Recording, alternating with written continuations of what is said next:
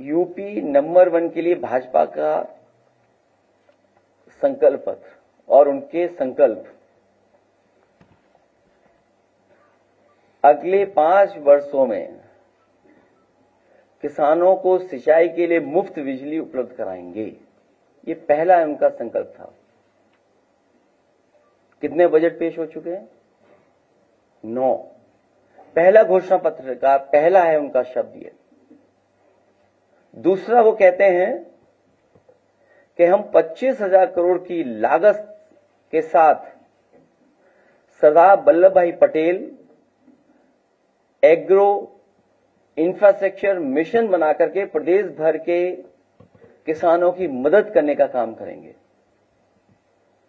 कितने पैसे इकट्ठे करना चाहते हैं ये लोग इंफ्रास्ट्रक्चर फंड में, एग्रीकल्चर इंफ्रास्ट्रक्चर फंड में? 25,000 करोड़ रुपया। और 9 बजट इनके चले गए हैं। 1,000 करोड़ कह रहे हैं भामाशाह भाव स्थिरता कोष को बनाएंगे, जिसमें आलू, टमाटर, प्याज जैसे सभी फसलों का न्यूनतम मूल्य सुनिश्चित करेंगे। 1,000 करोड़ किसके लिए? भामाशाह योजना लाकर के जो हमारी सब्जियां या अन्य फसलें, मान लीजिए बुंदेलखंड में हमारे मूंगफली हो रही है, या बुंदेलखंड में हमारे तिल की पैदावार है, सरसों की पैदावार है, या उत्तर प्रदेश के अन्य क्षेत्रों में टमाटर है, कैप्सिकम है, अन्य फसलें, उसके लिए मदद करने के लिए किसान के लिए 1,000 करोड़ रुपए का इंतजाम करेंगे। हमारा बुंदेलखंड का किसान बर्बाद हो गया, मूंगफली उसकी खरीदी नहीं गई। अगले 5 वर्षों में सरकार द्वारा न्यूनतम समर्थन मूल्य दिया जाएगा फसलों का। आप में से जानते होंगे कहां फसलों का न्यूनतम दाम मिलेगा? जो हमारे सरकार, जो समाजवादी सरकार में मंडियां बनी थी, उन मंडियों को अगर चौपट किसी ने किया तो इस सरकार ने चौपट कर दिया। कोई भी नई मंडी नहीं बनी है एक भी, जहां किसान जाकर के अपनी एमएसपी ले सके। ऐसे तमाम उनके वो बिंदु हैं जो घोषणा पत्र में शामिल थे और 9 बजट के बाद भी हम देख रहे हैं। वहीं इन्होंने कहा कि हम गन्ना किसानों का अगर 14 दिन में भुगतान नहीं होगा तो हम उसमें इंटरेस्ट देकर के उनका भुगतान कराने का काम करेंगे। पहले दिन से ये सरकार कहती कि हमने इतना पेमेंट किया है, इतना भुगतान किया है, एक बकाया नहीं बताते और दूसरा क्या कीमत बढ़ाई है गन्ने की, कितना रेट बढ़ाया गन्ने का, आज तक सरकार नहीं बता रही है।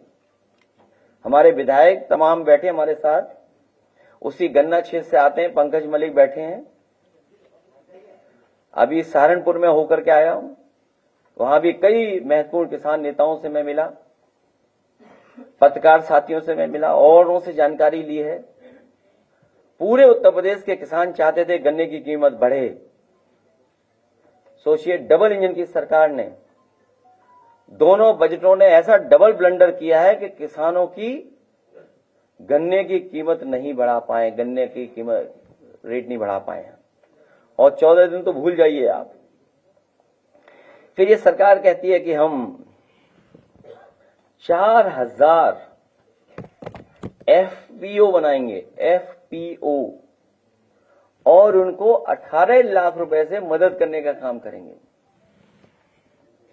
कितने रुपए? उन्हें 18 लाख तक की वित्तीय सहायता प्रदान की जाएगी एफपीओ को। सरकार बताए कितने एफपीओ की मदद की है। प्रदेश में 6 मेगा फूड पार्क विकसित किए जाएंगे।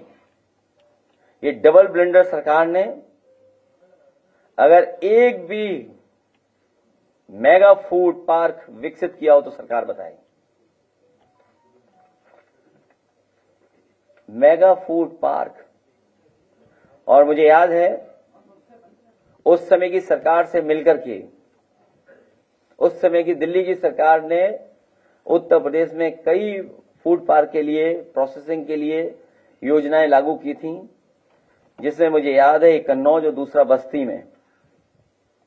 लेकिन सरकार ने पता नहीं क्या रुख अपनाया है कि अभी तक वो चालू नहीं हो पाए।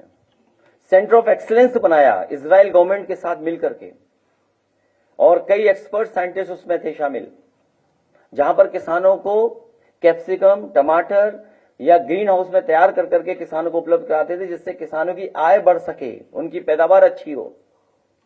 सरकार आते ही बजट नहीं दिए जा रहे कहीं भी।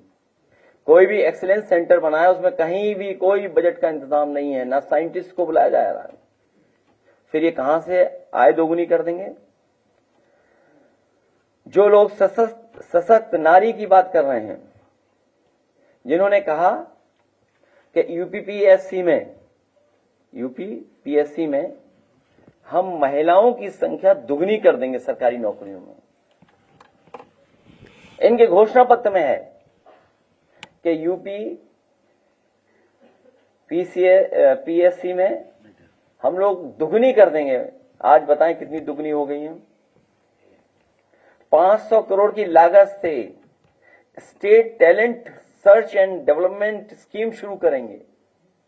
कहो तो ये मुख्यमंत्री जी पढ़ भी ना पाए।